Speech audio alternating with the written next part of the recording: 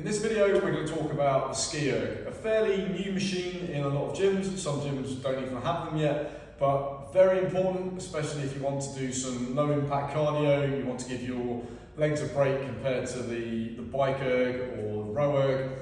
But like the row erg, if you don't get the technique right, you're going to be very inefficient, you're going to find it a lot harder than it needs to be, and then you're probably going to start avoiding the thing. So we're going to have a look at some good technique here. Now, when you watch somebody on the Ski-Erg, it can seem like it's simply an upper body exercise. You're just using the arms, muscle it as much as you can, and that will result in a good performance.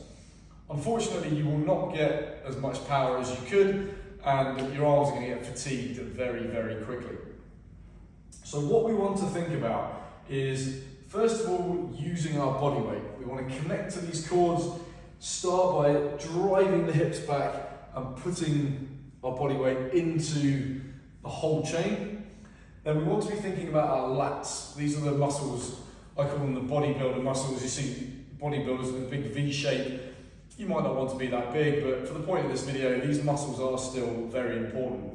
And even if you're not a bodybuilder, relative to the size of your body, they're also a very big muscle. So we want nice strong lats, and we're going to apply that by driving the elbows down.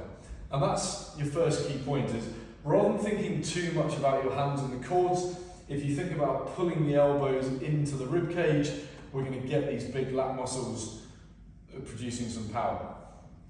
So putting that together, we have hip hinge, we have lat pull. Now you see I'm bending my elbows as we go downwards, and then I'm going to finish with what we used to call a tricep kickback in the gym. Don't really like that exercise, but we used to do it. Same movement pattern there, kick back, finish the pull, and then we go again. So some people like to get up on their toes, it just gives you that slight extension to the stroke. Some people don't. Is it important? Well, that's just something for you to practice and see what helps you. I personally do like to go up on my toes, so from here, I'm now in a nice open position, hips, lats, elbows, straighten out. So let's put that all together, and then we'll have a look at some common mistakes.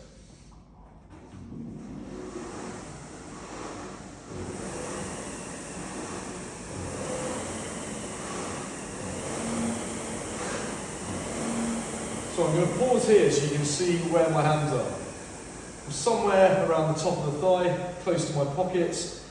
Some people, again, it depends really how long your legs are, how tall you are, mid-thigh is also acceptable. So let's now look at things we don't want to do, common mistakes. Generally, a lot of people, the biggest mistake is thinking, I'm going to pull all the way down. In some ways it's logical. If I go all the way down, I'm maximising the length of the stroke. But really, down here, I'm in a very weak position, so I'm not really generating much more force. And then from here, because I've gone further down, I've got a long way to come back up to the top of the stroke where I'm not putting any force into the machine. So a bit like on the row erg, we say you want to stay in that power position. You don't want to be going all the way back and all the way forwards. We want to spend as much time in that power where we can generate the most power. The same applies to the ski. It's generally in slow motion going to be somewhere from here through here. This is where I'm going to generate the most force. And then I want to get back up there. So again, I'm spending as much time in the position that I can generate the most force, and then that's going to help obviously bump up how many meters I'm doing per stroke, per minute, however long you're going for. Okay, so similar to what we said about going too low, is coming too far forwards. Get a lot of this leaning forwards, and really I'm just using my arms. Again, you're really not going to generate any force by doing that. So, in case you haven't noticed, this is called a ski-erg. Now, it is a bit different to when you watch cross-country skiers, but for the point I'm trying to make here, when you come to this point, imagine you're driving your skis into the snow to propel you forward. You wouldn't jam your skis down there, because really you're just going to jam in and probably go over the top. So thinking about that propulsion, propelling the body along the snow. Obviously we're not going anywhere, we're looking to put the force into the machine and we're staying exactly where we are. But in terms of positioning, driving back as if I'm going into the snow, and then another stroke. So final reminder, we get some stretch on the lats and the tricep.